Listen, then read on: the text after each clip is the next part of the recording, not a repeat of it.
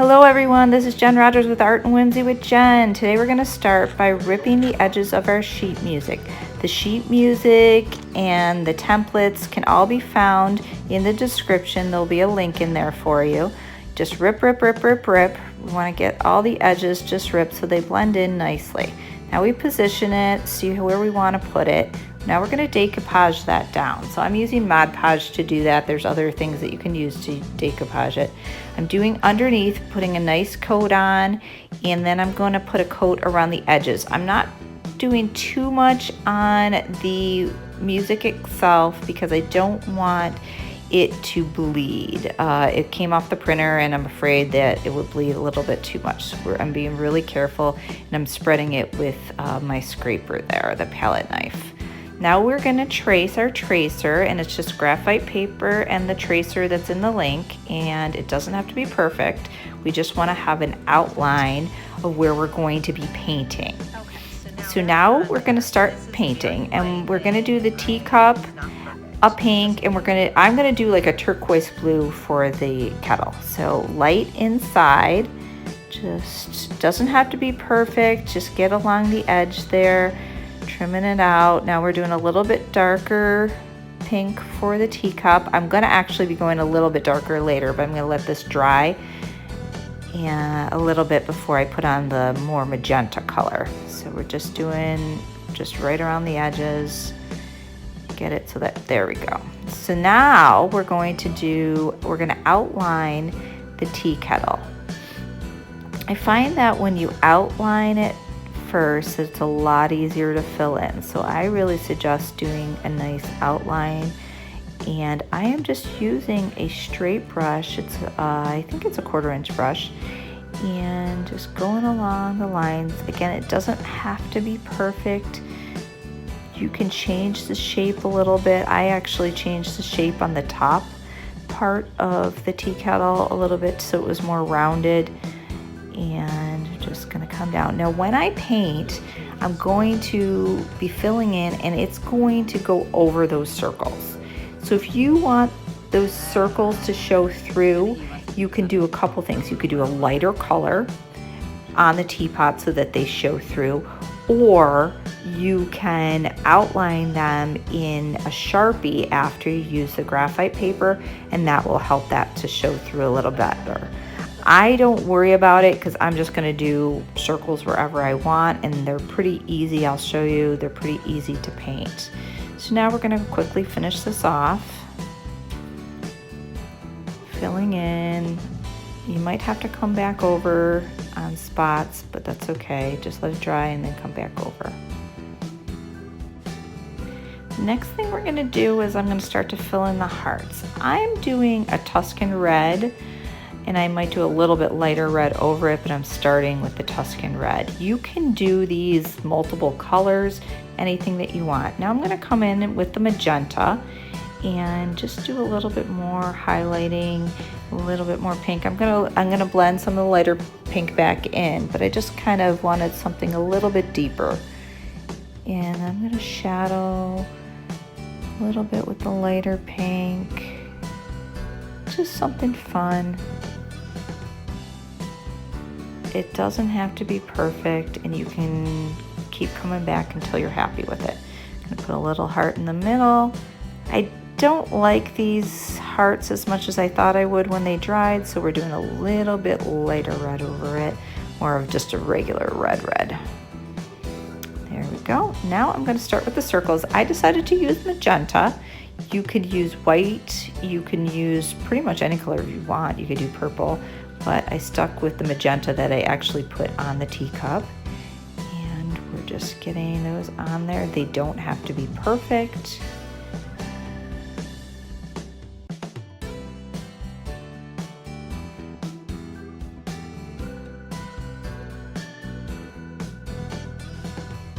Next thing I do, I'm just doing the little dots at the top. I'm just using a round brush, just circling around, pretty much holding it in place and circling it around to make little dots. Now I'm going to put some parchment around the edge, and I'm going to blend some white into it just to make it to look a little bit more vintage looking. You could do a lighter color if you want. I'm blending more white into it. It could also have been done before we did the teapot, but I decided not to do that. Now I'm going to be lining the teapot, the hearts, and the cup. And you can just use a really thin round brush or a liner brush to do this.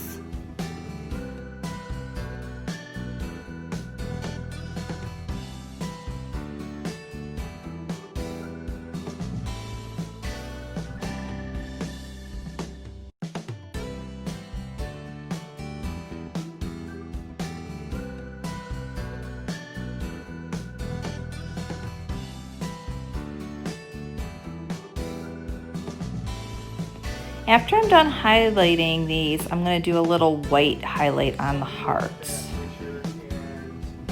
Just a quick little C, different sides, nice and easy.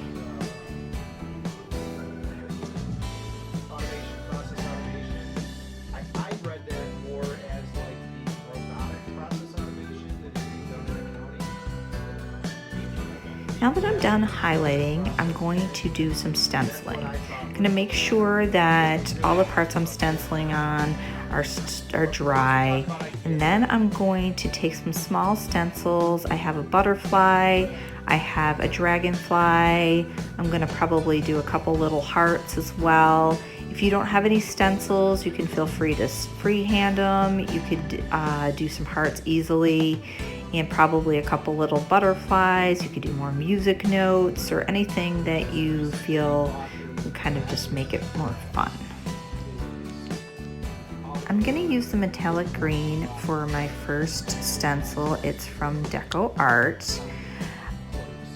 Once I stencil on this first butterfly, it's a larger butterfly, I don't really love it. One reason is I don't pounce off enough of the paint. You have to be really careful when you load up your little sponge with the paint, and you have to make sure you kind of pounce it off and get enough paint off. This is a very thin paint, the metallics, and so I don't end up loving the way it looks, but I end up being able to fix that, which I will show you in a minute.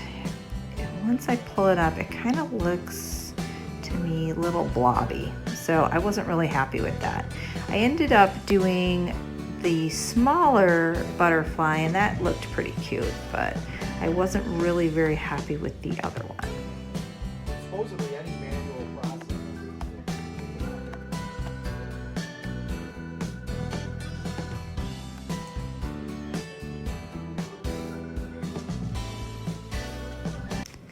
As you can see, the second butterfly turned out a lot better. So what I'm gonna do is I'm just gonna turn the first butterfly into a heart.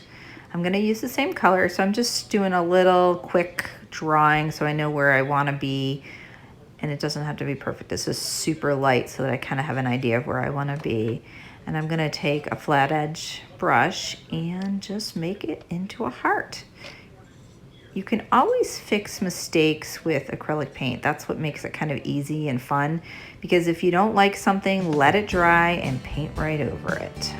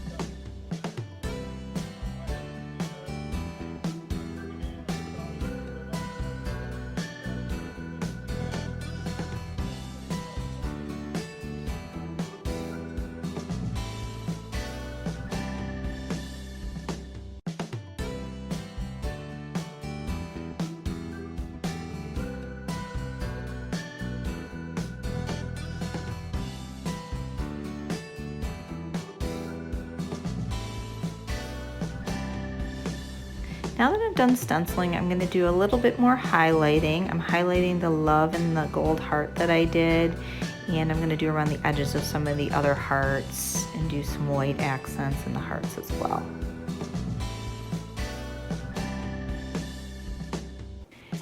Now that I'm done highlighting, I'm going to take some aquamarine and light blue with a palette knife, and I'm going to scrape some just along the edges just to highlight, to give it a little bit more texture and depth.